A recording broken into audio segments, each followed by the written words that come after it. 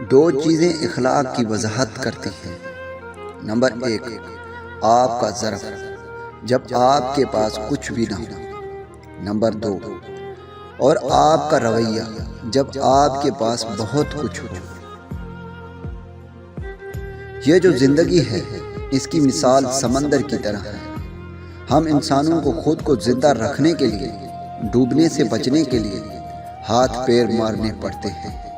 جو تھک گیا سمجھو وہ ڈوب گیا۔ سیدھے راستے اور سیدھے لوگ اکثر لوگوں کو پسند نہیں آتے۔ ہر ایک کو عاشقی نے مات نہیں دی ہوتی۔ کچھ لوگ وقت اور حالات کے مارے ہوتے ہیں۔ آپ کا احساس برتری دوسرے کے احساس کمتری سے غذا پاتا ہے۔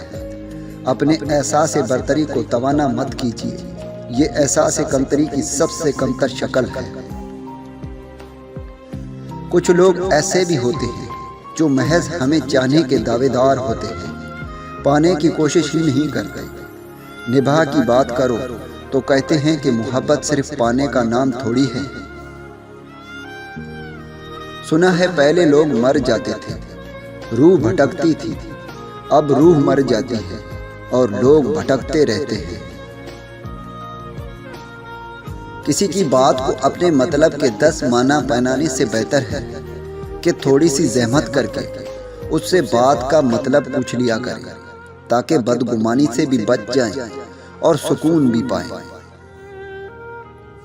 اگر تمہارے پاس ایک محبت کرنے والا خاندان ہے، چند اچھے دوست، پیٹ بھرنے کے لیے غذا اور سر ڈھکنے کے لیے چھت ہے، تو تم اپنے گمان سے زیادہ امیر ہو۔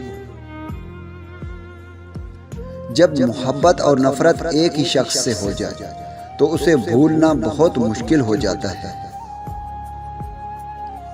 نکاح سے پہلے محبت چاہے زمزم سے دھلی ہوئی ہو یا قرآنی آیات سے دم کی گئی ہو، حرام ہے، گمراہی ہے، دھوکہ ہے، بے حیائی ہے، بے سکونی ہے۔